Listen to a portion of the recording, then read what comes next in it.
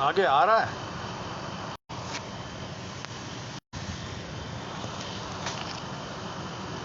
ठीक है, bag of करूं क्या?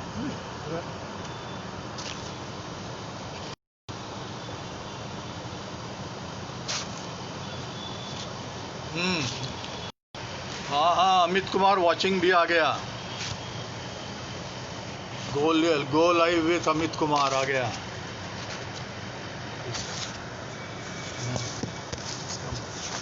दिख रहे हैं ना? अच्छा, शुरू कर दें। कागज पत्तर संभाल लें।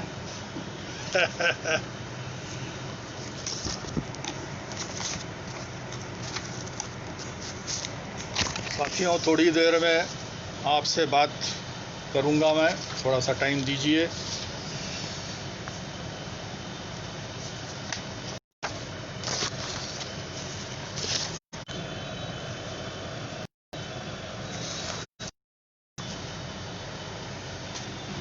एक मिनट।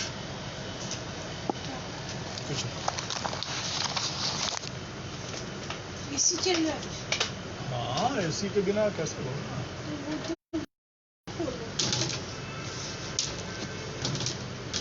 बोल नहीं रहे, इसको बंद करने का टाइम नहीं मिला इसी चक्कर में।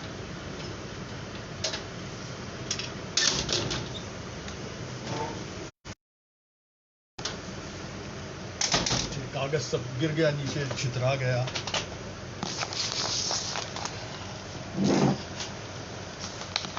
अब ठीक।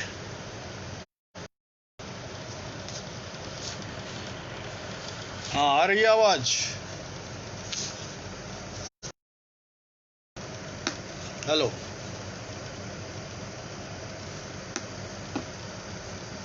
ठीक है। लाल सलाम कॉमरेड।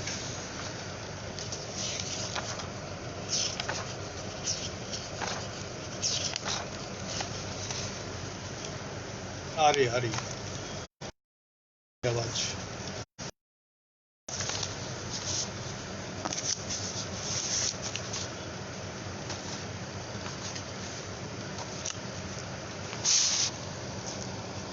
AISF के साथियों को बहुत बहुत धन्यवाद।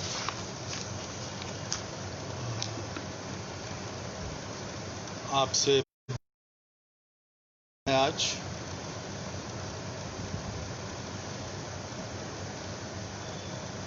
और बहुत ही खुशी हो रही है। थोड़ी देर में बातचीत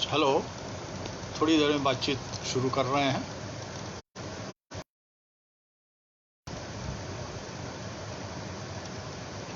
हाँ, शुरू कर रहे हैं फिर। हाँ, शुरू कर दे। हाँ, लेक्चर शुरू कर दे रहे हैं।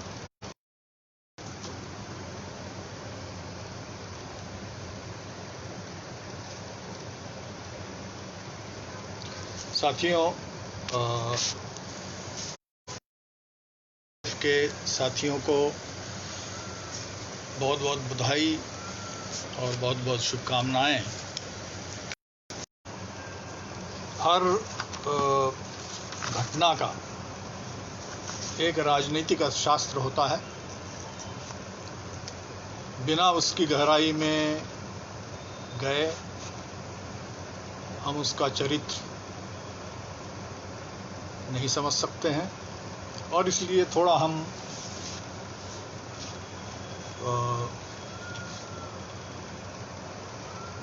राजनीतिक अर्थशास्त्र की बातें करते हुए आज जो दुनिया में समस्या, कोरोना से संबंधित समस्या है, ट्रेड वार चल रहा है, भारत, चीन, अमेरिका, यूरोपियन यूनियन और अन्य देशों के बीच में टकराव हो रहे हैं और बढ़ते हुए टकराव हैं, उनको समझने की कोशिश करेंगे। और ऐसी स्थिति में हमें क्या करना चाहिए, भारत को क्या करना चाहिए, उस पर कुछ विचार करेंगे। समय हमारे पास सीमित है और इसलिए कुछ मुख्य पॉइंट्स पर हम विचार करेंगे। हम इस बात पर विचार करेंगे कि व्यापार युद्ध, ट्रेड वार होता क्या है। हम इस पर विचार करेंगे कि आज कैसे इजारेदार वित्त पूंजी विश्व बाजार पर हावी होती जा रही है। यूरोपियन यूनियन, चाइना का जो कोण है, और हम इस पर भी विचार करेंगे कि कोरोना युद्ध को व्यापार युद्ध के एक हथियार के रूप में कैसे इस्तेमाल किया जा रहा है। सबसे पहले हम इस बात पर विचार करेंगे कि आखिर ट्रेड वार या व्यापार युद्ध होता क्या है। साथियों, ट्रेड वार या व्यापार युद्ध एक विशेष प्रकार का संरक्षणवादी कदम है, प्रोटेक्शनिज्म जिसे कहते हैं, जहां एक और दुनिया के देश समेत पश्चिमी विकसित देश, साम्राज्यवादी पूंजीवादी देश एक खुले बाजार, खुले विश्व बाजार की बात पिछले कई दशकों से करते रहे हैं, और वे इस बात पर जोर देते रहे हैं, इस बात को अंडरलाइन करते रहे हैं कि आज फ्री ट्रेड है, मुक्त व्यापार है दुनिया के बाजार में। जहां पिछले 3 दशकों में 90 के दशक से शुरू होकर के अभी तक उन्होंने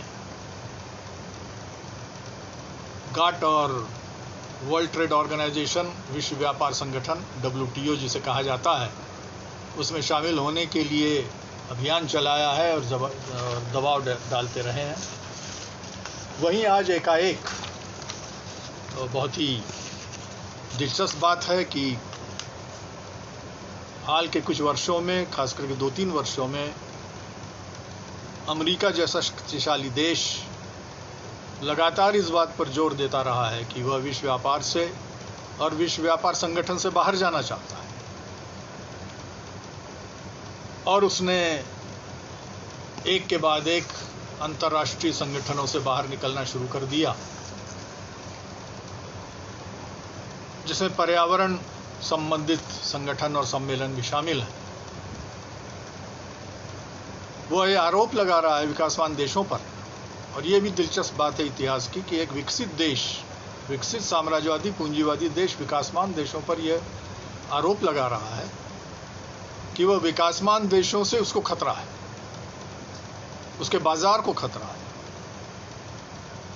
और उसके उद्योग और उत्पादन को खतरा है, और इसी तरह के अन्य आरोप लगा करके विशेष तौर पर अमेरिका और उसका सहयोगी इंग्लैंड विश्व व्यापार संगठन और विश्व व्यापार व्यवस्था से बाहर लगातार निकलते जा रहे हैं, निकलने के कदम उठाते जा रहे हैं। इसे ही हम प्रोटेक्शनिज्म कहते हैं, संरक्षणवाद कहते हैं। संरक्षणवाद के तहत बाहर से आने वाली वस्तुएं जिससे खतरा माना जाता है, उस पर आयात करने वाला देश जैसे अमेरिका टैरिफ लगाता है, शुल्क लगाता है, टैक्स लगाता है, ताकि उसके अपने देश आने वाली वस्तुएं ज़्यादा महंगी बिके। जाहिर है दूसरे देशों को भी जवाबी कार्रवाई करनी पड़ती है, दूसरे देश भी टैक्स लगाते हैं आने वाली वस्तुओं पर, आने वाले ट्रेड, गुड्स, सर्विसेज और इंफॉर्मेशन जैसी चीज़ों पर, जैसी वस्तुओं पर, कमोडिटीज़ पर। और इस प्रकार ये ट्रेड वार, ये व्यापार युद्ध पिछले कुछ वर्षों में इसमें तेज़ी आ रही है। इस पर हम थोड़ा और भी आगे विचार करेंगे, लेकिन ट्रेड वार कनेक्शन का प्रॉब्लम था। तो संरक्षणवादी रुख पश्चिमी देशों का यह एक अंतर्राष्ट्रीय मुक्त व्यापार और मुक्त बाजार के सिद्धांतों का उल्लंघन है, इस बात को समझा जाना चाहिए। पहले मुक्त व्यापार के प्रतिनिधि के रूप में, वकालती के रूप में अमेरिका दूसरे देशों पर अपनी शर्तें थोपने की कोशिश कर रहा था। आज यही अमेरिका ठीक उसका उल्टा करके दूसरे ढंग से अपनी शर्तें थोपने की कोशिश कर रहा है, और दूसरे देशों पर घेराबंदी, पाबंदी और ऐसे कदम उठा करके उनको उनके अर्थव्यवस्था को अस्थिरीकरण उसका कर रहा है, उनकी व्यवस्था में गड़बड़ी अर्थव्यवस्था में पैदा करने की कोशिश कर रहा है। अब हम दूसरे पॉइंट पर आएंगे। ये ट्रेड वार क्यों पैदा हुआ, इसको समझने के लिए हमें ये समझना पड़ेगा कि आज कैसे इजारेदार वित्तीय पूंजी, जिसे मोनोपोली फाइनेंस कैपिटल कहते हैं, आज दुनिया पर तेजी से हावी होता जा रहा है।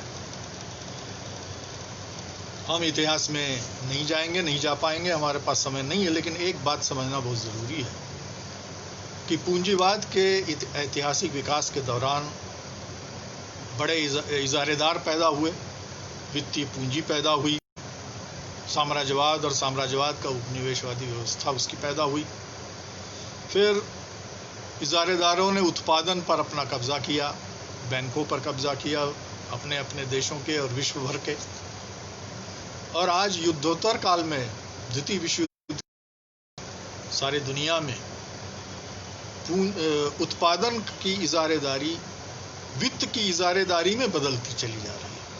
यह एक गुणात्मक परिवर्तन साम्राज्यवादी पूंजीवाद में हो रहा है। इसे अंग्रेजी में मोनोपोली फाइनेंस कैपिटल कहते हैं। मोनोपोली प्रोडक्शन से मोनोपोली फाइनेंस कैपिटल में बदलता जा रहा है, जिसे हम बड़े पैमाने पर कारपोरेट का नाम देते हैं। कारपोरेट्स का ही एक रूप मल्टीनेशनल कारपोरेशंस हैं, जो आज सारी दुनिया में फैले हुए हैं और बहुत बड़ा संकट या कई तरह के संकट पैदा कर रहे हैं। यहाँ मैं एक उदाहरण देना चाहूँगा कि ये खतरा कितना बड़ा है। इस खतरे की ओर सिर्फ मार्क्सवादी या कम्युनिस्ट या वामपंथी ही ध्यान नहीं दिला रहे हैं। अभी हाल में अखबारों में आप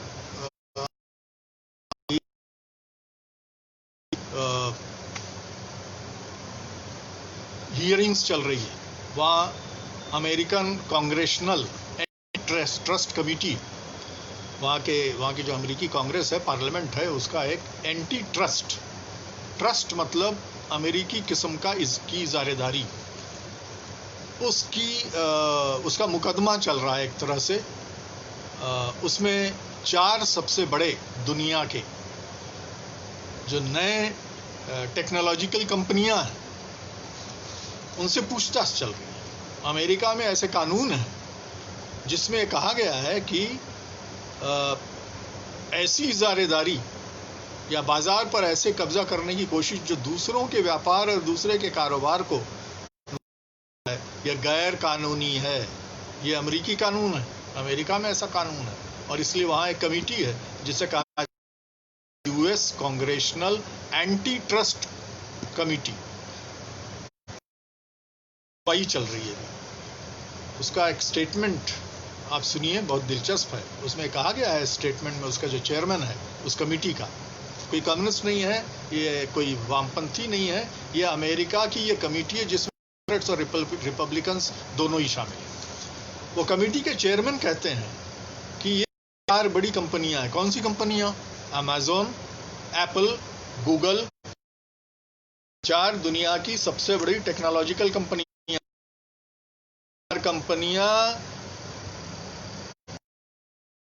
में शटडाउन होने से पहले विशालतम कंपनियां थी, और कोरोना के चलते जो शटडाउन हुआ उसके बाद भी they have emerge stronger and more powerful than ever before. यानी कोविड लॉकडाउन के बाद ये 4 कंपनियां अधिक मजबूत बन करके उभरी हैं, अधिक शक्तिशाली बन करके उभरी हैं, इतनी ज्यादा की शक्तिशाली जैसा कि पहले कभी नहीं थे। They have too much power, उनके पास बहुत ज्यादा शक्ति है, और इसलिए उनका जो प्रभुत्व है, वह प्रभुत्व छोटे को बर्बाद कर रहा है, छोटे उत्पादन को बर्बाद कर रहा है, और अमेरिका का जो कुल मिलाकर के जो विकास की क्षमता है उसको बर्बाद कर रहा है। कहता है? अमेरिका की एंटी ट्रस्ट कमेटी, जिसमें डेमोक्रेट्स और रिपब्लिकन दोनों ही हैं। इससे पता चलता है कि अमेरिका में और दुनिया भर में ये जो मोनोपोली फाइनेंशियल ट्रस्ट, इजारेदार वित्तीय जो संस्थाएं हैं बड़े बड़े, ये कितना बड़ा खतरा बनती जा रही हैं।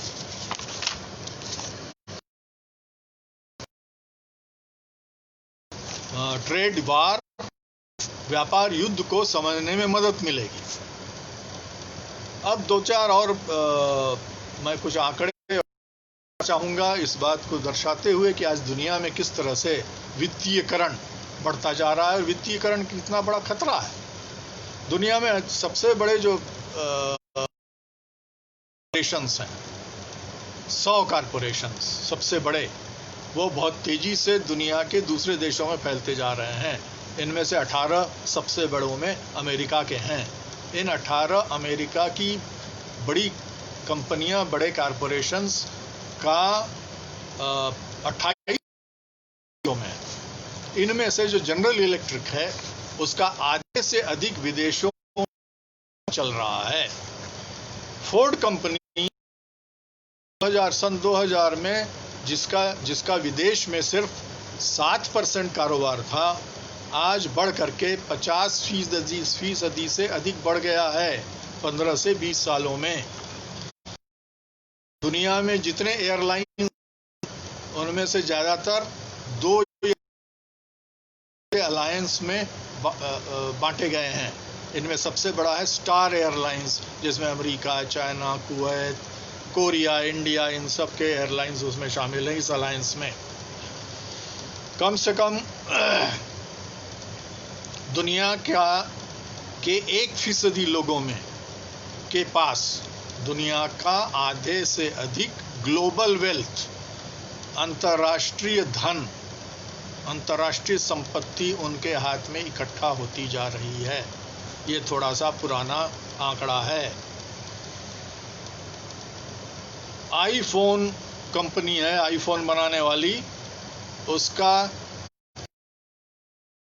जिन 64% है, 64%, क्योंकि अलग अलग देशों में, चाइना, वियतनाम, इंडिया फैलाया, सस्ता उसे का जो मार्जिन अपने में बहुत बड़ा है। तो किस तरह से देखिए कि वित्तीयकरण विश्व व्यापार का होता जा रहा है। जाहिर है कि इसका नतीजा होगा ट्रेड वार, इसका नतीजा होगा व्यापार का युद्ध, इसका नतीजा होगा जो गैर कारपोरेशन या दूसरे जो देशों के कारपोरेशन है, अपनी ताकत अपना करेंगे, वह दुनिया के बाजार को बांटने की कोशिश करेंगे, वह दूसरे कंपनियों और दूसरे देशों के सरकारों को पर दबाव लाने की कोशिश करेंगे, और जहां तक मध्यम और छोटे उद्योग की बहुत बड़े पैमाने पर बर्बादी चल रही है।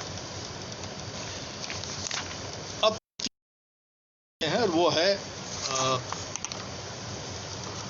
अमेरिका और ट्रेड वार, व्यापार युद्ध कैसे चल रहा है। 3 ध्रुव माने जाते हैं, अमेरिका, यूरोपीय संघ, और अब उतना महत्वपूर्ण नहीं रह गया। एक हद तक ब्रिक्स भी है, लेकिन ब्रिक्स को एक तरफ ब्राजील, दूसरे तरफ भारत की सरकार और तीसरे तरफ चीन, इन्होंने अंदर से उसको धराशायी। ब्रिक्स एक विकासमान कर रही थी जो इन देशों को चैलेंज कर रही थी। जब से घोषणा की है कि वो विश्व व्यापार से बाहर जा रहा है, यूरोपियन यूनियन विश्व व्यापार संगठन और विश्व व्यापार का एक हिमायती बन गया। पहले से ही वो हिमायती थे, लेकिन दोनों के रणनीति, दोनों की कार्यनीति, दोनों के हित अलग अलग है, और इसलिए बहुत बड़ा टकराव आज अमेरिका और यूरोपियन यूनियन के बीच में चल रहा है। इसलिए ये सिर्फ ऐसा नहीं कि अमेरिका और चाइना की लड़ाई है या चाइना इंडिया की लड़ाई है, नहीं, ये बहुत जटिल इसके जो मैकेनिक्स हैं, इसकी जो यांत्रिकी है आंतरिक, ये बहुत जटिल है। इस बात को समझना पड़ेगा। जैसे जैसे उत्पादन बढ़ रहा है दुनिया के पैमाने पर, जैसे जैसे सूचना क्रांति तेज हो रही है, वैसे वैसे मल्टीनेशनल और नेशनल कॉरपोरेशंस कई देशों की सरकारों और कई देशों से ये व्यापार युद्ध बहुत बड़े पैमाने पर आज चल रहा है। और इस व्यापार युद्ध में दूसरे देशों को अपनी जगह बनाए रखने के लिए संघर्ष करना पड़ रहा है, अपनी अर्थव्यवस्था को मजबूत करने के लिए संघर्ष करना पड़ रहा है, अपनी सरकारों को जनवादी दिशा देने के लिए संघर्ष करना पड़ रहा है, दिशा देने के लिए तो इतना इन बातों को समझना बहुत जरूरी है। अब हम आते हैं थोड़ा सा चीन और अमेरिका के बीच में जो टकराव चल रहा है। पिछले कुछ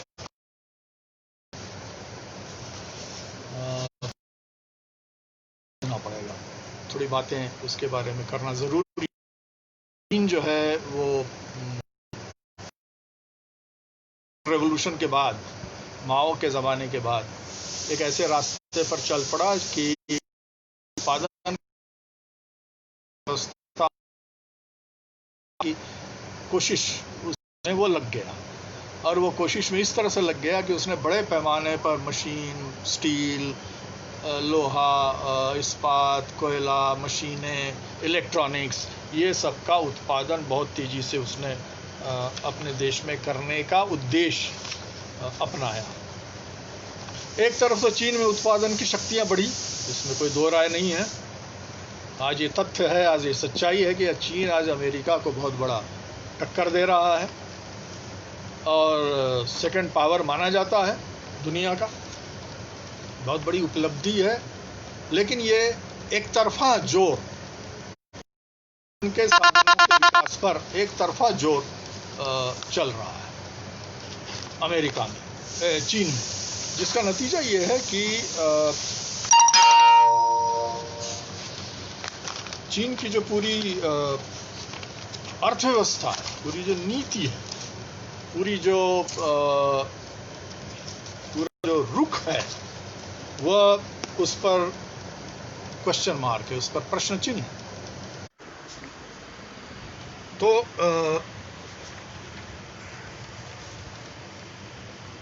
किस रणनीति के तहत ये अपना विकास कर रहा है चीन? चीन ने बड़े पैमाने पर अपने देश में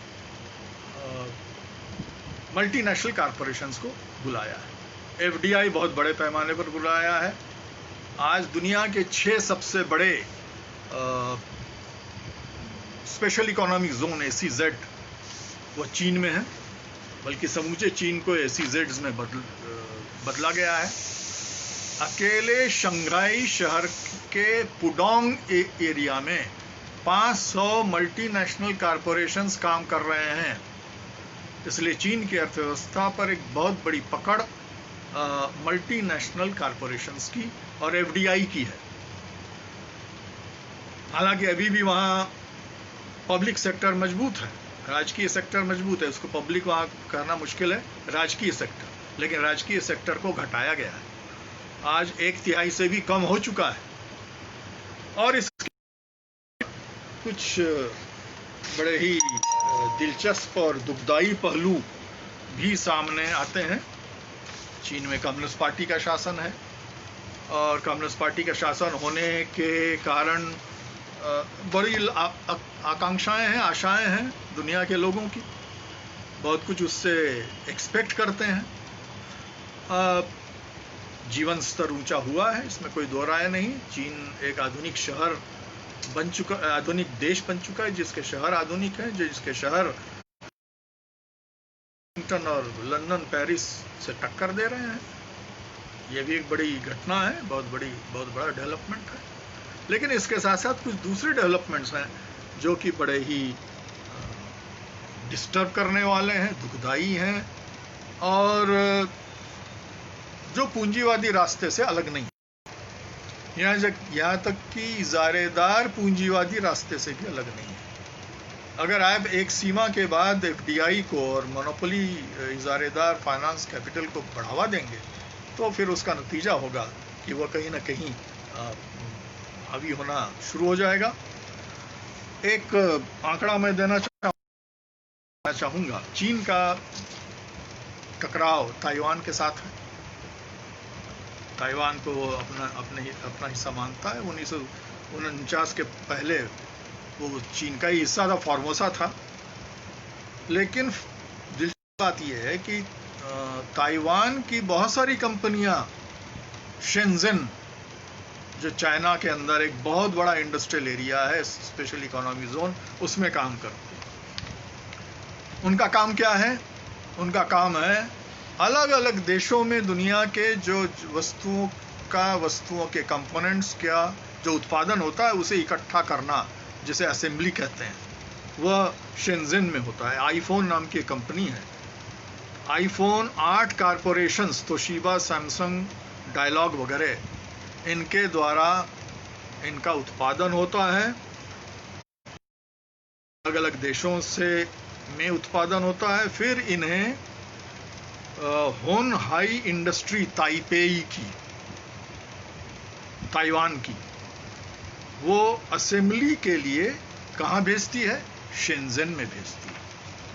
शेंजन में लाखों मजदूर इसमें काम करते हैं, इस काम में, और वहाँ असेंबल करके इन फोन्स और दूसरे सामानों को कहाँ भेजा जाता है?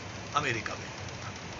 यानी चीन की धरती का इस्तेमाल करने की इजाज़त पश्चिमी देशों के, विकसित पश्चिमी देशों के, खास करके अमेरिका के लिए एक्सपोर्ट का काम करने की इजाज़त वहाँ दी गई है, क्योंकि वहाँ का मजदूर, चीन का मजदूर सस्ता है। वो 16 से 18 घंटे काम करते हैं, लगातार करते हैं, उन्हें कोई छुट्टियाँ नहीं मिलती हैं। महीने में 2 छुट्टी बड़ी मुश्किल से मिलती है। आत्महत्या की घटनाएं बहुत ज़्यादा होती हैं और काम करते करते वो उनकी हालत ख़राब हो जाती है और उन्हें बहुत ही कम, चीन के दूसरे मज़दूरों से भी कम उन्हें मजदूरी मिलती है। तो ये सच्चाइयों से भी हम इनकार नहीं कर सकते।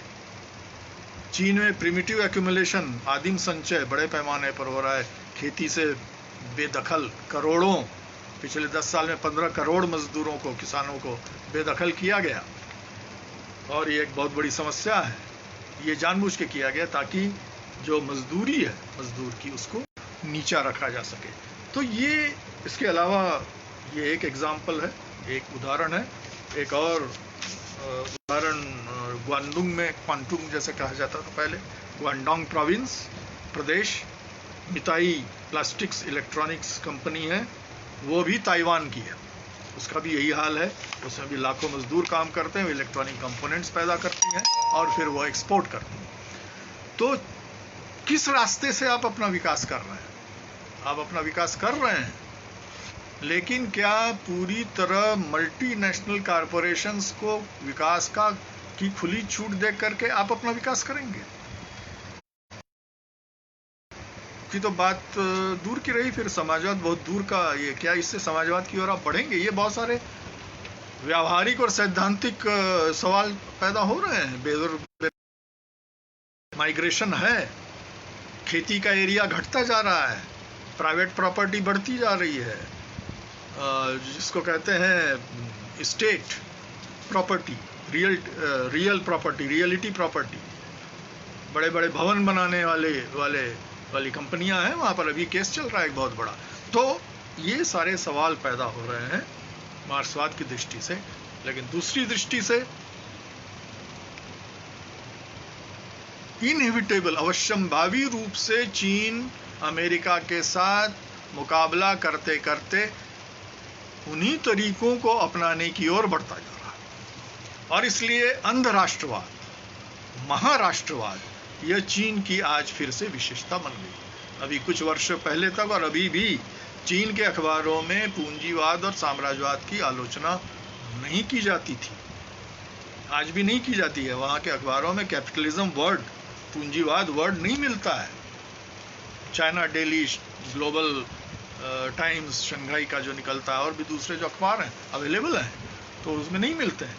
लेकिन टकराव हो रहा है, इंटर कैपिटलिस्ट, इंटर इंपेरियलिस्ट टकराव बढ़ते जा रहे हैं। चीन उसमें शामिल होता जा रहा है। शामिल होने का परिणाम ये है कि अफ्रीका, श्रीलंका, बांग्लादेश, पाकिस्तान, नेपाल और दूसरे देशों में, यूरोपियन यूनियन वगैरह में चीन के जो पूरा रुख है वह एक दबाव डालने वाला है, एक ग्रेट पावर का है, डोमिनेट करने का, प्रभुत्व बनाने का है। यह एक बहुत खतरनाक टेंडेंसी है। इसीलिए वियतनाम जैसे देश, समाजवादी देश, जिस वियतनाम ने अमेरिकी साम्राज्यवाद से संघर्ष किया था, उसके साथ उसके टकराव बढ़ते जा रहे हैं। उसके टापुओं पर उसने कब्जा किया, अपना सैनिक अड्डा कायम किया है। पाकिस्तान के साथ उसकी दोस्ती बढ़ती जा रही है। चीन और पाकिस्तान, भारत के साथ उसका टकराव बढ़ता है। भारत की ज़मीन पर उसने कब्जा किया हुआ है, जिससे शुरू में हमारी सरकार उससे इनकार करती थी, लेकिन जब पूरा खुल करके सामने आ गया तो मानना पड़ा। लेकिन अभी भी चीन के कब्जे में हमारी ज़मीन है। ऐसे में भारत सरकार और भारत जो नीति अपना रहा है वो उसमें गड़बड़ी है, उसमें कमी। चीन के साथ, चीन हमारी नीति व्यापार कम चाहिए। व्यापार कम करने से चीन को बढ़ावा मिलेगा, व्यापार बढ़ाने से चीन को अलग करने में मदद मिलेगी। नहीं तो चीन और पाकिस्तान, चीन और अमेरिका, चीन और अन्य देशों की दोस्ती, गठबंधन बढ़ेगा। और इसलिए ये एक सिद्धांतहीन हमारे देश की सरकार का रुख है कि चीन के साथ व्यापार बंद करो। इससे चीन को बहुत ज़्यादा नुकसान नहीं होगा, इससे ज़्यादा नुकसान हमें होगा, क्योंकि बहुत सारे मामलों में हम चीन से सामान मंगाते हैं। लेकिन चीन का यह रुख विश्व व्यापार युद्ध को बढ़ावा दे रहा है। लेकिन यह विश्व व्यापार अमेरिका के जवाब में भी है। अमेरिका ने 2018 तक एक तरह से दोस्ती दोनों में चल रही थी, अमेरिका और चीन के बीच में। लेकिन 2018 से शुरू होकर के जब से अमेरिका ने संरक्षणवादी नीति अपनाई, तब से चीन के सामान, खास करके चीन के स्टील पर, एल्यूमिनियम पर और दूसरे सामानों पर, कंज्यूमर गुड्स पर अमेरिका ने ड्यूटी लगाना शुरू कर दिया। 2018 में, 2019 में अमेरिका ने लगातार ड्यूटीज़ बढ़ाई, जवाब में चीन ने भी ड्यूटीज़ बढ़ाई। अब उस कमी को पूरा करने के लिए दोनों, चीन और अमेरिका, दूसरे देशों, दूसरे क्षेत्रों, दूसरे जो बाज़ार हैं दुनिया में, उधर जाने की कोशिश कर रहे हैं। अब हम आते हैं एक बहुत महत्वपूर्ण मुद्दे पर, अगले पॉइंट पर, और वो है भारत अमेरिका व्यापार युद्ध। साथियों, ये जो पहलू है ये बड़ा दिलचस्प है। ये दिलचस्प इसलिए है क्योंकि इस पहलू को छिपाने की कोशिश की जा रही है हमारी सरकार द्वारा। हमारे प्रेस में इसके बारे में हाल के महीनों में ज़्यादा कुछ नहीं आया है। शुरू में आना शुरू हुआ था, इस साल के शुरुआत में या पिछले साल। भारत और अमेरिका के बीच में ट्रेड वार बहुत तेजी से बढ़ता जा रहा है। इस चीज़ को छिपा हमारे देश की सरकार, हमारे देश की जो दक्षिणपंथी सरकार है, जो हमारे देश की वित्तीय संस्थाओं, वित्त पूंजी, इजारेदार पूंजीवाद का प्रतिनिधित्व करती है, उसको छिपाने की कोशिश कर रही है। इसमें कुछ देना चाहूँगा। क्या समस्या है? भारत ट्रेड एक्ट 1974 का है, उसके सेक्शन 301 अमेरिका भारतीय ज़्यादा से ज़्यादा टैरिफ लगाना, शुल्क लगाने का काम कर रहा है। यह भारत और रणनीतिक सहयोग डिफेंस में, डिफेंस टेक्नोलॉजी में, व्यापार में और दूसरी चीज़ों में रहा है कुछ समय से, खास करके 2014 के बाद ये बढ़ा है। इस टेक्नोलॉजी एंड ट्रेड इनिशिएटिव, इसके तहत अजीब अजीब काम हो रहे हैं, जैसे कि जनरल इलेक्ट्रिक ने इनकार कर दिया। हमारे यहाँ इंडिया में कावेरी इंजन बनता था। कावेरी इंजन में सुधार का सुझाव देने से भी जनरल इलेक्ट्रिक ने इनकार कर दिया, यह कहते हुए कि यह इंटेलेक्चुअल प्रॉपर्टी राइट, बौद्धिक संपदा अधिकार का हनन होगा।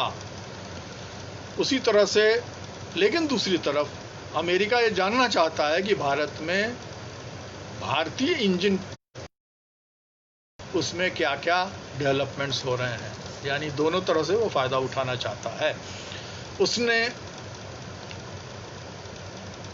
स्टील पर, इस्पात और एल्युमिनियम पर मार्च 1919 में 25% और 10% का इंपोर्ट ड्यूटी लगा दिया। अमेरिका में जो हमारा स्टील जाता है और एल्युमिनियम जाता है, उस पर 25% और 10% टैरिफ कहते हैं इसको, शुल्क लगा दिया। उसके बाद एक बहुत बड़ा कदम अमेरिका ने भारत के खिलाफ उठाया 31 मई 2019 को, 31 मई 2019 को। एक सिस्टम है, generalised system of preference, GSP। ये अमेरिका का है। अमेरिका उन देशों को जिससे बड़ा खुश हो गया, लॉर्ड खुश हो जाते हैं, फ्यूडल लॉर्ड खुश हो जाते हैं, तो कुछ बड़े दिल से कुछ कदम उठाते हैं, दान करते हैं। वैसे अमेरिका ने GSP लागू किया। इसमें जिन देशों को शामिल किया जाता है या जिन कंपनियों को शामिल किया जाता है, उनको अमेरिका में मुफ्त आयात करने की इजाज़त मिलती है, मुफ्त आयात करने की इजाज़त।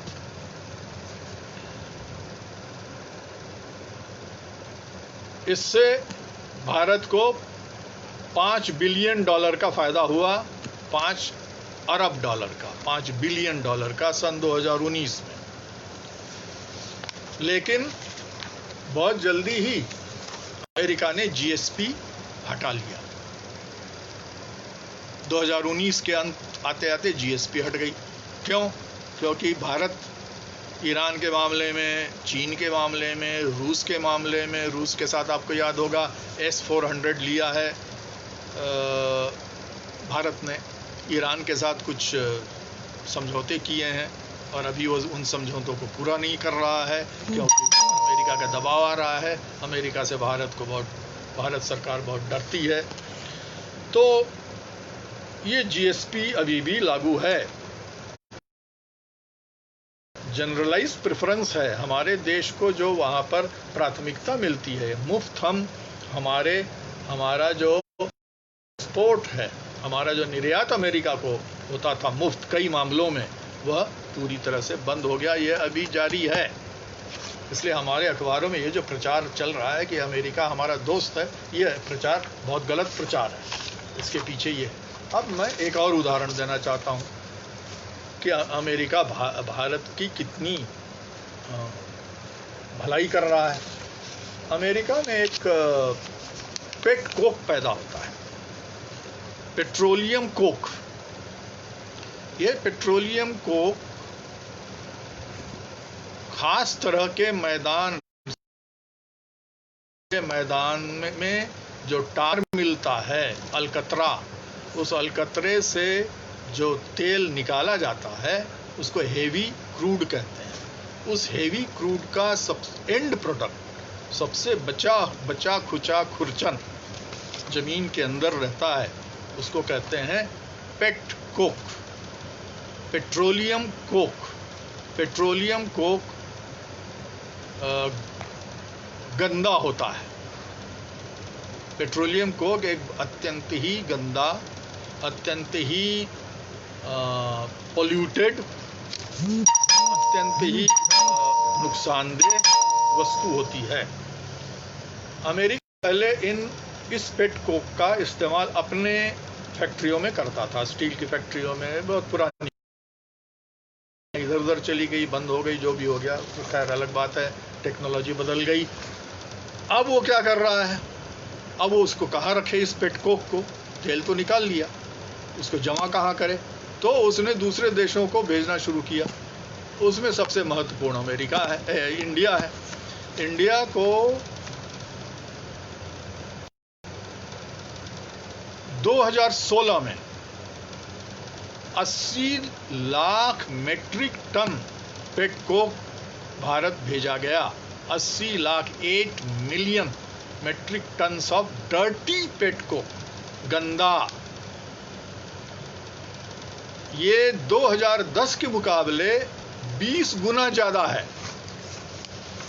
कहाँ है हमारा राष्ट्रवाद, राष्ट्रीय पहचान, हमारी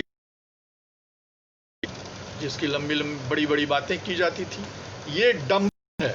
डंपिंग आप जानते ही होंगे कि किसी भी चीज को जबरन दूसरे देश पर डालना, ये डंप किया जा रहा है हमारे यहाँ जबरदस्ती।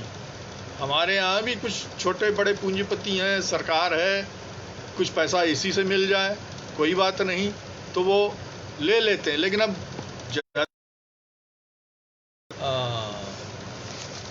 शिकायतें आ रही हैं। क्यों शिकायतें आ रही हैं? क्योंकि इसमें होता है सल्फर। इसमें 17 गुना सल्फर ज्यादा होता है कोयले के मुकाबले पेट कोक में, और उसी तरह से कार्बन भी बहुत ज़्यादा होता है। तो जब हम इसको जलाते हैं तो हमारे पर्यावरण में प्रदूषण पैदा होता है, गंदगी पैदा होती है। इसलिए हमारे यहाँ जो अभी हाल में प्रदूषण हुआ, उसमें सिर्फ हमारे देश के ही चीज़ें नहीं शामिल थी। हमारे देश में ही जो समस्याएं हैं, ट्रैफिक की, कोयला इस्तेमाल की, गेहूं के ठूंठ जलाने की वगैरह वगैरह, सिर्फ वही नहीं थी, उसमें पेट कोक का हाथ है। क्योंकि भारत दुनिया में जितना अमेरिकन एक्सपोर्ट है उसका 1/4 इंपोर्ट करता है पेट कोक, अकेले इंडिया। ये हमारा दोस्त है, आज उसे हमारा भलाई करने वाला देश बताया जा रहा है। अमेरिका के साथ चलो, अमेरिका के पीछे चलो। तो एक बहुत खतरनाक एक उदाहरण है कि किस तरह से हमारे देश में अमेरिकी पेट कोक के चलते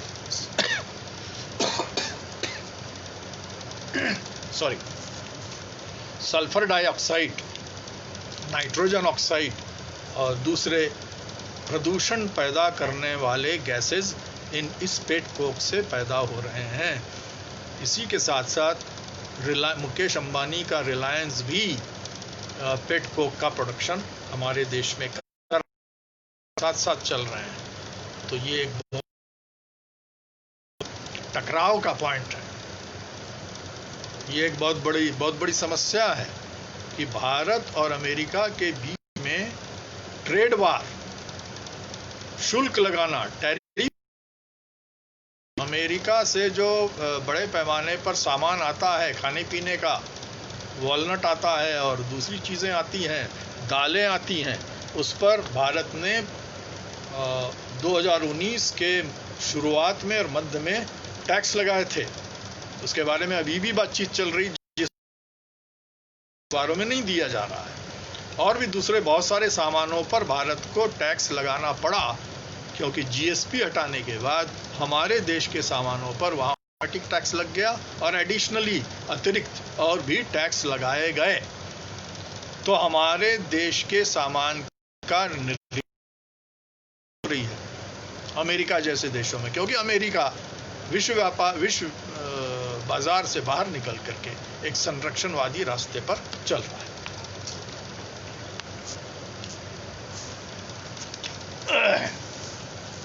अब हम आएंगे नेक्स्ट पॉइंट पर, वो है कोरोना। साथियों, जैसा कि हम सभी जानते हैं, इस पर ज़्यादा विस्तार से जाने की ज़रूरत नहीं कि आज कोविड या कोरोना के चलते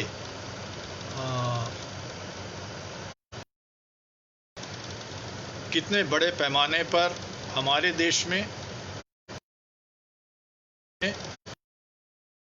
अर्थव्यवस्था चरमरा रही है, अर्थव्यवस्था बर्बाद हो रही है, अर्थव्यवस्था ठहरती जा रही है और उसमें ऋणात्मक विकास शुरू हो गया। उसके विकास की दर घटते घटते कई क्षेत्रों में, कई उद्योगों में ऋणात्मक विकास चल रहा है। इसके बहुत सारे तथ्य अखबारों में आ रहे हैं, टीवी में आ रहे हैं, वैसे भी बहुत सारे तथ्य दिए जा सकते हैं, लेकिन हमारे पास इतना समय नहीं है कि हम उसके विस्तार में जाएं। लेकिन नई बात यह है कि दुनिया की वित्त पूंजीवादी इजारेदार वित्तीय संस्थाएं और दुनिया के साम्राज्यवादी देश, खास करके अमेरिका, इस कोरोना संकट का इस्तेमाल और भी ज्यादा वित्तीयकरण करने के लिए कर रहा है। ये एक तरह का युद्ध है। दुनिया के लगभग सारे देश लॉकडाउन से गुजर रहे हैं। उनकी अर्थव्यवस्था का जीवन, उनकी संस्कृति, उनकी हो रही है। पर्यावरण ने साबित कर दिया है कि हम कितने बड़े पैमाने पर पर्यावरण बर्बाद कर रहे थे। अभी भी साइबेरिया का प्रभाव खत्म हो रहा है। वहाँ जो तापक्रम है, टेम्परेचर, वह आज तक इतना नहीं हुआ था। 30 डिग्री तक पहुंच गया है साइबेरिया के कुछ क्षेत्रों में। उसका कारण ये युद्ध है, ये अंधाधुंध विकास है, अंधाधुंध उत्पादन है, अंधाधुंध सुपर प्रॉफिट्स के लिए, अति मुनाफे के लिए इजारेदारों और कारपोरेट्स द्वारा बेइंतहा विकास के नाम पर उल्टे सीधे काम करना है, जिसका उद्देश्य है मुनाफा कमाना। और इसके लिए कैसे ब्राजील से लेकर तो इंडोनेशिया तक और हमारे देश के अंदर भी मुनाफा कमाने के लिए, कच्चा माल निकालने के लिए, नदियां डाइवर्ट करने के लिए, ये इस तरह के पेट कोक पैदा करने के लिए, पेट कोक का इस्तेमाल करने के लिए बर्बाद किया जा रहा है। इसमें इसका एक परिणाम कोरोना है। कोरोना परिणाम भी है, कोरोना कारण भी है। Both cause and effect. अगर ये कंपनियां चाहती, अगर ये पूंजीवादी देश, विकसित साम्राज्यवादी देश चाहते तो कोरोना को कंट्रोल कर सकते थे। लेकिन अमेरिका में देखिए, वहां का प्रेसिडेंट किस तरह से व्यवहार कर रहा है पब्लिक में, कोरोना को कितने हल्के ढंग से ले रहा है। क्योंकि इन देशों के शासक वर्ग, शासक तबके, खास करके जो इजारेदार हैं कि हिस्सा बर्बाद हो, श्रम शक्ति, मेहनत हमारी की, आम आदमी की, उसका दाम गिरे। ज्यादा से ज्यादा लोग कोरोना के चलते और कोरोना के नाम पर बाजार से और अर्थव्यवस्था से यह कोशिश की जा रही है, खास करके जो जहां दक्षिणपंथी सत्ताएं मजबूत हैं, सभी जगह नहीं है लेकिन कई देशों में मजबूत है, जैसे अमेरिका में अब परिवर्तन आने की संभावना है, हमारे देश में है। और इसलिए कोरोना को इस अर्थव्यवस्था से, विश्व अर्थव्यवस्था से, विश्व व्यापार से और विश्व व्यापार में जो युद्ध चल रहा है, अलग करके नहीं देख सकते। इसकी एक अपनी राजनीतिक अर्थशास्त्र है, इसका एक अपना पॉलिटिकल इकोनॉमी है। इस इकोनॉमी में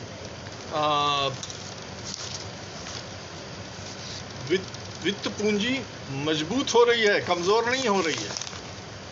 कोरोना से नुकसान किसको हो रहा है?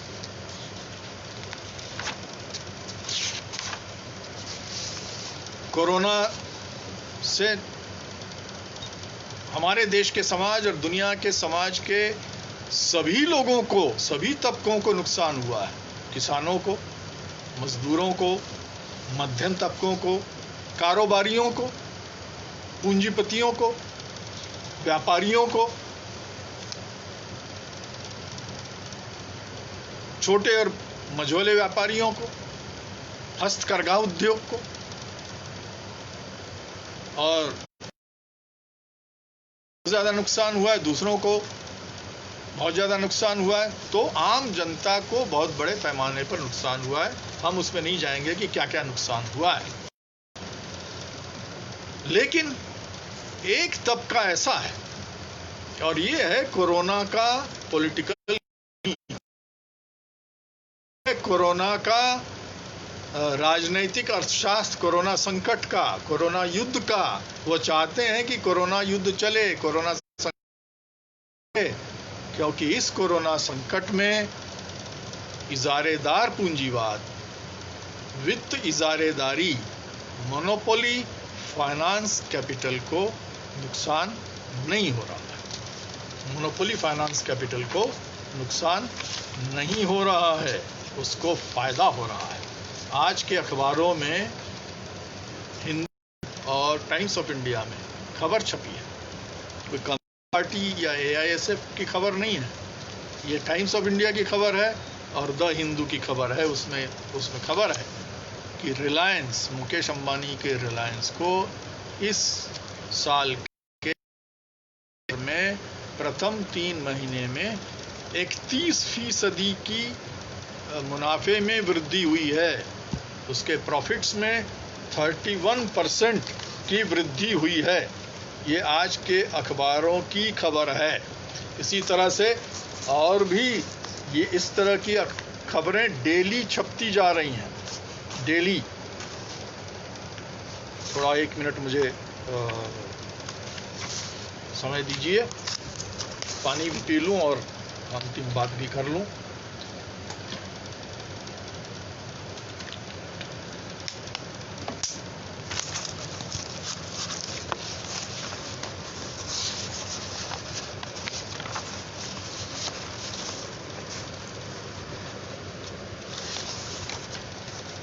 यह 31% जो रिलायंस को मिला है, फायदा हुआ है, ये इसकी राशि है, इस 31 प्रॉफिट की राशि है जो 31% बढ़ोतरी, an increase of 31% in the first 3 months of this year. इसकी राशि है 13,248 करोड़ रुपए। 13,248 crore rupees profit has been gained by Reliance Industries RIL led by Mukesh Ambani। इसी साल जून तक नेट प्रॉफिट 3,051 करोड़ उसे मिला है। 3,051 करोड़ का नेट प्रॉफिट मिला है।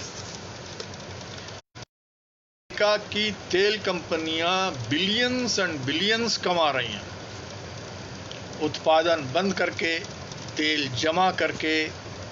सरकार से उन्हें बड़े पैमाने पर बेल आउट मिल रहा है। जो स्टेट बैंक हैं, जो फेडरल बैंक्स हैं, वह अमेरिकी इजारेदारों को बड़े पैमाने पर 900 billion, 1000 billion dollar, 1500 billion dollar इत्यादि इत्यादि अमेरिका में, इंग्लैंड, जर्मनी में, फ्रांस तथा अन्य देशों में बेल आउट बड़े पैमाने पर किया जा रहा है।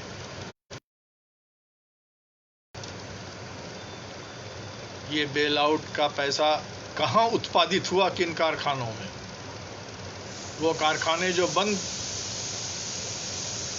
पड़े हुए हैं या बंद होते जा रहे हैं, वो कारखाने, वो दफ्तर, वो कम्युनिकेशन जहां श्रमिकों ने, जहां मध्यम तबकों ने, जहां इंफॉर्मेशन टेक्नोलॉजी पर काम करने वाले लोगों ने काम किया है। वो जो उत्पादन है हमारा और आपके काम का, मध्यम तबकों का, मजदूरों का, किसानों का, व्यापारियों का, छोटे उद्योगों का, MSME, micro small and medium enterprises कहते हैं, MSME पूंजीवाद है, वो भी एक तरह का छोटे पैमाने का, मध्यम पैमाने का पूंजीवाद आज हमारा हो रहा है, बर्बाद किया जा रहा है, और ये सरकार उस पर कोई ध्यान नहीं दी। सरकार भी पूंजीवादी है और MSME भी पूंजीवादी है, लेकिन इस MSME को एक सिरे से बर्बाद किया जा रहा है, क्योंकि ये प्रोडक्टिव कैपिटल है, उत्पादक शक्ति है, उत्पादक पूंजी है, पैमाने की, मध्यम पैमाने की। सरकार खुद स्वीकार करती है कि 45% हमारे उत्पादन में, हमारे कारोबार में MSME का योगदान है, तो उनको आप बर्बाद क्यों होने दे रहे हैं? क्योंकि बड़ा पूंजीवाद, दक्षिणपंथी पूंजीवाद उत्पादक पूंजी पर हावी होता जा रहा है। ये एक बहुत ट्रेंड है और इसके लिए कोरोना युद्ध का इस्तेमाल किया जा रहा है। ऐसे बहुत सारे आंकड़े आते जा रहे हैं हमारे सामने, मैं अभी नहीं दे रहा हूं, समय की कमी है। देश में वित्तीय साधन, वित्तीय पूंजी, स्टॉक बाजार, स्टॉक बढ़ते जा रहे हैं, उनका फाइनेंशियलाइजेशन, इसको पूंजी का फाइनेंशियलाइजेशन, अर्थात वह उत्पादक क्षेत्र से गैर उत्पादक क्षेत्र समाज के लिए बेकार हो जाती है, लेकिन बड़े इजारेदार विवाद के लिए फायदेमंद होती है। आज ही के अखबारों में फिर यही खबर है कि हमारे बहुत सारे स्टेटों में सरकारों को बाजार से धन इकट्ठा करना पड़ रहा है, बाजार से। हमारी जो केंद्रीय सरकार है वह भी इसकी योजना बना रही है, वो तो RBI का ही इस्तेमाल कर रही है, सीधे सीधे RBI के धन पर कब्जा कर रही है। सीधे सीधे RBI, HDFC और दूसरे जो संस्थाएं हैं उन पर दबाव डाल करके इन इजारेदारों, जो वित्तीय इजारेदार हैं हमारे देश के रूप में है, अलग अलग कंपनियों के नाम से हैं, उनको मदद करो, कर्जा नहीं, सीधे सीधे उनको धन दो। सरकार की ओर से आ रहा है इन बैंकों पर। यह पहली बार हमारे देश में हो रहा है कि सार्वजनिक क्षेत्र के बैंक और वित्तीय संस्थाओं को मजबूर किया जा रहा है बड़े इजारेदार वित्तीय की मदद के लिए, और इस तरह से सार्वजनिक क्षेत्र, पब्लिक सेक्टर संस्थाओं, वित्तीय और बैंकिंग संस्थाओं का दुरुपयोग शुरू हो गया। यह है वित्तीयकरण। तो कोरोना को हल करने के लिए समूह पटरी पर लाने के बजाय आप परजीवी पूंजी, आप वित्तीय पूंजी को बढ़ावा दें, और ये हमारे देश के लिए और दुनिया की अर्थव्यवस्था के लिए अत्यंत ही खतरनाक है। मैं ये कहना चाहूंगा कि ऐसी स्थिति में आपको क्या करना चाहिए? क्यों? इस देश की राजनीतिक व्यवस्था, देश संस्कृति, सभ्यता, धार्मिक परंपराएं, साहित्यिक कलात्मक ढांचा बड़े संघर्षों के बाद बना है। हमारे देश का ढांचा आजादी के आंदोलन का नतीजा है। भारत राष्ट्र का निर्माण साम्राज्यवाद विरोधी, उपनिवेशवाद विरोधी संघर्ष है, और आजादी के बाद 60 या 70 वर्षों में, 6 से 7 दशकों में हमने एक ऐसी मजबूत अर्थव्यवस्था खड़ी की आधारित, एमई पर आधारित छोटे और मध्यम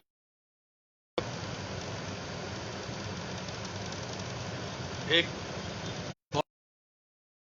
बाजार बना हमारे देश में, जीवंत बाजार, किसानों का बाजार, व्यापारियों का बाजार, मध्यम वर्ग का बाजार, बाजार और एक सिरे पर इजारेदार हुई। आज इस बात की जरूरत है कि अगर भारत एक राष्ट्र को मजबूत करना है तो हमारे देश की आर्थिक और राजनीतिक व्यवस्था को बनाए रखना होगा, मजबूत बढ़ाना होगा। आत्मनिर्भरता क्या होती है? What is self reliance? हम तो सेल्फ रिलायंस के ही रास्ते पर चल रहे हैं। सेल्फ रिलायंस को तोड़ा जा रहा है। इस बात पर खुशियां मनाई जा रही कि फ्रांस से आधा दर्जन कुछ फाइटर बम आ गए। हमारा HAL लिमिटेड हमारे डिफेंस के लिए, हमारे देश की प्रतिरक्षा के लिए सामान बनाने, हमारे जो भूतपूर्व रक्षा मंत्री उन्होंने, HAL ने जब ये मांग की तो उन्होंने इसको मानने से इनकार कर दिया कि ऐसा नहीं है। लेकिन हिंदुस्तान एरोनॉटिक्स हमारी सार्वजनिक संस्थाएं हैं, रक्षा और प्रतिरक्षा के मामले में वो बार बार इस बात पर कि हम क्षम्य हैं, हम में क्षमता है, वी आर कैपेबल कि हम अपने देश के लिए, देश की रक्षा के लिए, युद्ध के साजो सामान प्रतिरक्षा के लिए हम बना सकते हैं। हम फाइटर बॉम्बर बना सकते हैं, हम टैंक बना, दूसरी चीजें बना सकते हैं। क्यों उनको एक तरफ किया जा रहा? क्या ये आत्म पर चोट नहीं है? बता, अंग्रेजी में सब संस्कृत में बोल देने से अपने आप बड़े पैमाने पर अमेरिका, फ्रांस, इवन चीन और दूसरे देशों से सामान मंगा रहे हैं। आज के दुनिया में हम विश्व व्यवस्था से, इसमें कोई दो राय नहीं, लेकिन विश्व व्यवस्था में रहते हुए हमें अपने पैरों पर खड़े रहना। हमने जो हासिल किया है आजादी के बाद, अब 15 अगस्त आने वाला है जल्दी ही, उस समय इस बात को और भी चाहिए, जोर से कहना चाहिए कि हमने जो हासिल किया है उसे मजबूत करो, उसे बचाए रखो और उसके आधार पर आगे बढ़ो। दूसरे देशों के साथ भी सहयोग करो। ऐसा नहीं कि इस देश के साथ सहयोग मत करो और उस देश के साथ करो। भारत की एक स्वतंत्र छवि रही है दुनिया में। भारत ने आज़ाद पसंद देशों को मदद की है, दुनिया में आज़ादी के संघर्ष को मदद की है, वियतनाम को की है, वियतनाम के लोग आज भी याद करते हैं, दक्षिण अफ्रीका को की है, और देशों को की है, बांग्लादेश को की है। 1975 में अभी उनकी मनाई गई, उनको याद किया गया, शेख मुजीबुर रहमान को, बात के लिए कि दुनिया लड़ाई का सर्वे सर्वा एक तरह से रहा है। उसने मदद की है, उसने मदद ली भी है, उसने मदद, इसकी स्वतंत्र छवि, ये इसकी राष्ट्रवादी छवि बरकरार रखने की जरूरत है। उसे अपने आधार पर खड़ा होना पड़ेगा, अपने आर्थिक पैर मजबूत करने होंगे, आर्थिक हाथ और सिर मजबूत करना होगा। अब श्रीहरिकोटा को प्राइवेटाइज करना है क्या? हमारे पास इतनी क्षमता है हमारे सार्वजनिक क्षेत्र को कि हम अपने देश को और भी ज्यादा आत्मनिर्भर बना सकते हैं। ये ही है सच्चा राष्ट्रवाद। हम सभी राष्ट्रवादी हैं, लेकिन राष्ट्रवाद कैसे मजबूत किया जाए इस बात को समझना पड़ेगा। अमेरिका ने एक धमकी दी तो आप झुक गए। अमेरिका ने कहा हाइड्रोक्लोरोक्विन दे दो, तो दे दिया। वो हाइड्रोक्लोरोक्विन नाली में फेंका गया, वहाँ पर बर्बाद हो गया। वहाँ के डॉक्टरों ने कहा कि ये यूजलेस चीज़ है।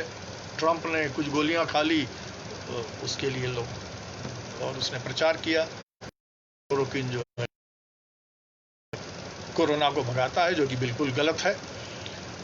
तो अमेरिका ईरान से हमने पिछले 10 साल से, अब कई सालों से हमारा समझौता है चारबाग और दूसरी जगहों को लेकर, रेलवे लाइन को लेकर, बंदरगाह को लेकर। सडनली अमेरिका का एकाएक दबाव आया, आपने बंद कर दिया। क्या इससे हमारी स्वतंत्र छवि दुनिया में बनती है? हमें चीन के साथ झगड़ा हुआ, जिसके लिए हम भी जिम्मेदार हैं और चीन भी जिम्मेदार। चीन तो है ही जिम्मेदार, ये तो मैं पहले कह चुका हूं कि वो महाराष्ट्रवादी, अति राष्ट्रवादी और अंधराष्ट्रवादी शक्ति के रूप में उभर करके आ रहा है। वो वियतनाम से लेकर भारत तक सबको दबाने की कोशिश कर रहा है।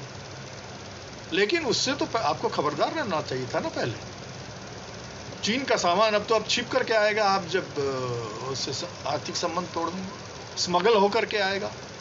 क्या है? अच्छी बात है।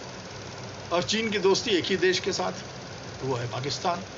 तो आप उससे झगड़ा आर्थिक झगड़ा करके अपने देश की रक्षा करना जरूरी है।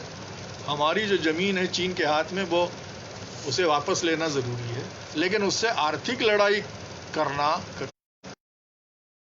उसकी और पाकिस्तान की दोस्ती को ज्यादा मजबूत करना, यह एक टैक्टिकल ब्लंडर है। यह एक रणनीतिक और कार्यनीतिक बहुत बड़ी भूल होगी। श्रीलंका को आपने क्यों जाने दिया अपने दोस्ताना प्रभाव क्षेत्र से? बांग्लादेश उधर झुकता जा रहा है। नेपाल के साथ हमारा जो तरीका था, उससे नेपाल चीन की तरफ ज्यादा। तो हमारी विदेश नीति में जो छोटे बड़े विकासमान देश हैं, उन्हें हमें अपनी तरफ मिलाना चाहिए। दूसरे देशों से भी दोस्ती करनी चाहिए, रूस के साथ, EU के साथ। लेकिन हमारी आजादी, स्वतंत्र छवि, हमारा सेल्फ रिस्पेक्ट, आत्म सम्मान, वो दांव पर नहीं चढ़ाया जाना चाहिए।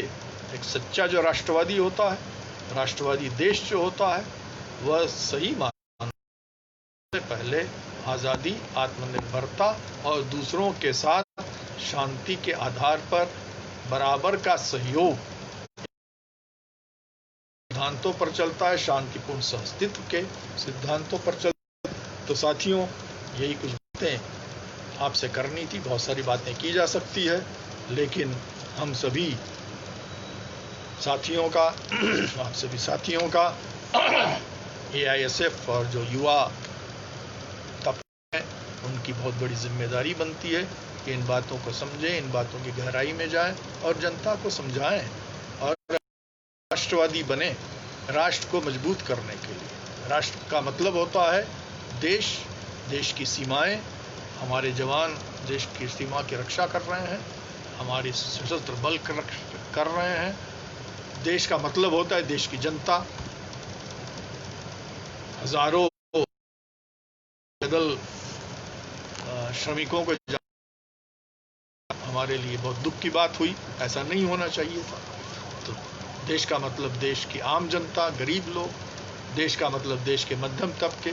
देश का मतलब MSME, medium, micro and small medium enterprises, जिनको करने की इजाजत, खुली छूट दे रखी है। देश का मतलब होता है चलाने वाला, ट्रेन, बसें, सब मजबूत अर्थव्यवस्था, इन सबको मजबूत करते हुए एक जनता उन्मुख रास्ते पर चलना है। मैं आशा करता हूं कि AISF इस बात के लिए संघर्ष करेगा, इस बात के लिए विद्यार्थियों को, नौजवानों को प्रेरित करेगा और इस तरह देश के विकास में आगे करता रहेगा। इन्हीं बातों के साथ बहुत बहुत धन्यवाद। आपने मौका दिया, आप सभी से बात करने का बहुत बहुत धन्यवाद।